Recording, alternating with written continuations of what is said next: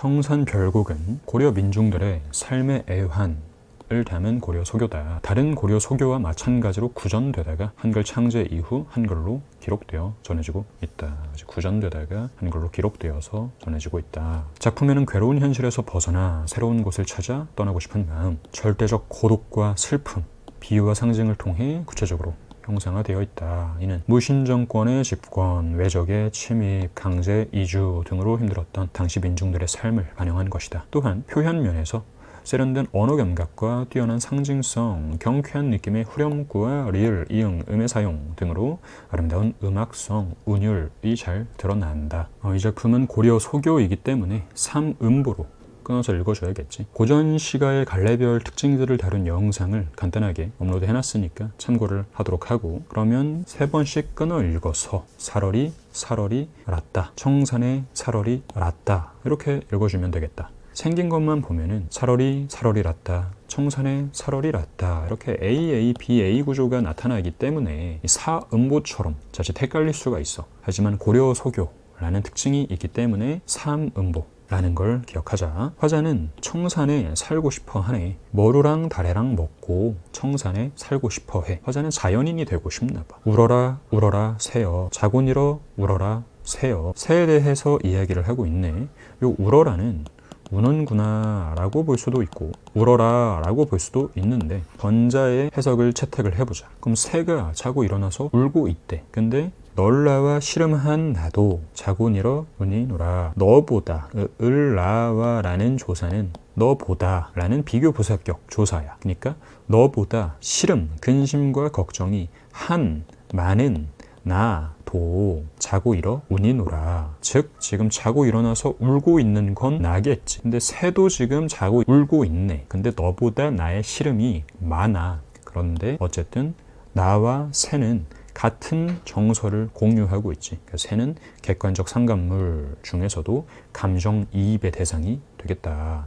그리고 얄리얄리 얄라셩, 얄라리 얄라라는 부분은 후렴구가 되겠지. 근데 이 후렴구는 별 어떤 내용이 없겠지. 그냥 리듬을 살린다. 같은 운을 반복하고 특히 울림소리를 반복함으로써 어떤 경쾌하게 흥을 돋구는 그런 역할을 한다. 정석가를 비롯한 동동과 같은 가시리처럼 다른 고려 소교들과 마찬가지로 이런 내용과 어울리지 않는 후렴구 또한 구전되던 고려 소교가 궁중음악으로 편입이 되는 과정에서 첨삭되었다, 첨가되었다라고 볼 수가 있겠지. 가던 새 본다. 물 아래 가던 새 본다. 잉 묻은 장글란 가지고 물 아래 가던 새 본다. 요 새의 의미도 아까처럼 날아가는 새, 버드로 볼 수도 있고, 사래, 갈던 밭이라고 볼 수가 있어. 새로 볼 수도 있고 밭이라고 볼 수도 있는데, 요 물 아래라는 건 뭐냐면 기본적으로 속세라고 보면 돼. 즉 화자는 현실을 도피해서 떠나고 있는 유랑민이라고 했었지. 그렇기 때문에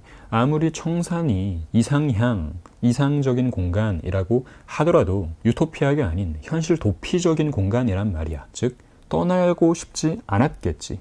떠나지 않을 수 있었다면 그냥 속세에 살고 싶었을 거야. 그러니까 내가 살던 곳 방향으로 날아가던 새를 본다라는 건 속세에 대한 화자의 미련이 잘 드러난다라고 볼 수가 있고, 이 잉묻은 장글이라는 것도 여러 가지로 해석을 할 수가 있는데, 화자가 유랑민일 때는 이끼가 묻은 쟁기, 이끼가 묻었다라는 건 오랫동안 밭을 갈지 못했다라는 걸 의미를 하겠지. 또는 군사로 봤을 때 무기, 병기라고 볼 수도 있고, 화자를 실현당한 여인으로 본다면 은장도 처럼 다양하게 해석을 할 수가 있어. 일인공 결인공하여 낮을한 지내 왔순려, 오리도 가리도 없은 밤을한 또 어찌하리라. 이럭저럭 해서 낮은 지내왔는데 지금 화자는 청산에 도착했나 봐. 하지만 청산은 되게 숲속이고 전기나 이런 게 아무것도 없던 시절이겠지. 그러니까 이럭저럭 해서 낮은 대충 지냈는데 올 이도 갈 이도, 올 사람도 갈 사람도 없는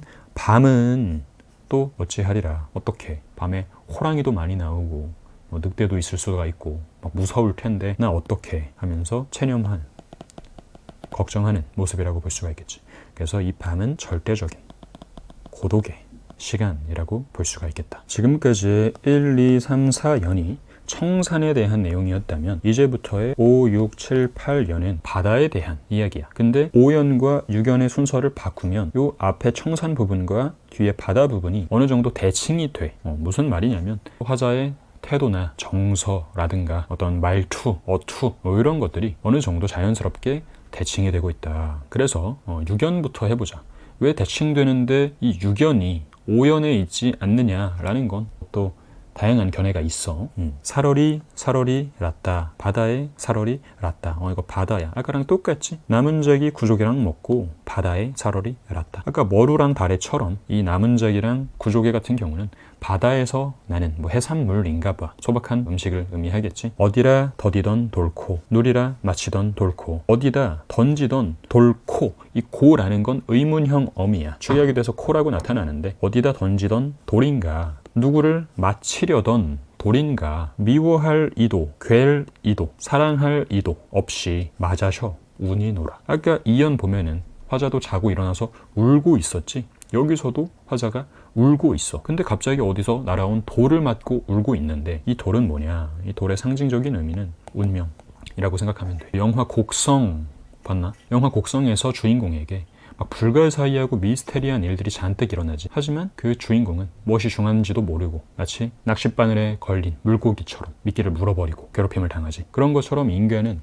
아무리 운명에서 발버둥 치려고 해봐도 벗어날 수가 없고 인간에게 벌어지는 일들은 굉장히 부조리하고 억울하지만 어쩔 수 없다는 주제가 들어가는 작품인데 부분의 돌도 마찬가지라고 보면 돼. 어디서 갑자기 돌이 날라와서 내가 이렇게 힘든 일을 겪고 있어. 근데 그 운명이라는 건 어떤 악의, 나쁜 뜻이 없다라는 거지. 그냥 그게 바로 자연스러운 일인 거야. 그래서 화자는 지금 미워할 사람도 없고 사랑할 사람도 없어서 그냥 맞고 울고 있어. 이 운명을 정면으로 부딪혀서 화자는 울고 있는 상황이다. 가다가 들어라. 애정지 가다가 들어라. 어디를 가다가 들었어. 애정지라는 건 외딴 부엌인데 어떤 마을 같은 데에 도착했나 봐. 거기서 뭔가를 들었는데 뭘 들었냐면 사슴이 짐대에 올라서 해금을 혀거를 들어라. 이거는 그냥 사슴이 짐대, 지붕 위에 올라가서 해금, 지금으로 따지면 악기겠지. 하프나 바이올린 같은 악기를 연주하는 걸, 켜는 거를 듣는다. 이상하지? 이상해. 그래서 이 부분은 그냥 기적이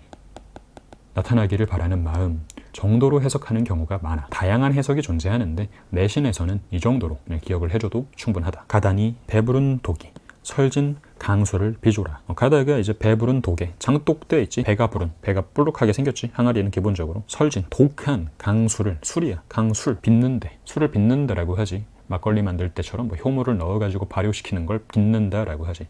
그러니까 커다란 장독대에다가 독한 술을 빚는 그 조롱꽃 누룩이 매워서 술 냄새, 지금 후각적인 심상이 나타나는 거야. 그런 꽃 누룩의 알싸한 냄새가 지금 나타나는 거지. 근데 그 독한 술의 매콤한 알싸한 냄새가 나를 잡사하니 내 어띠하리 있고. 아까 사연에서 화자가 청산에 도착해서 밤은 또 어띠하리라 이렇게 체념하는 부분과 똑같지.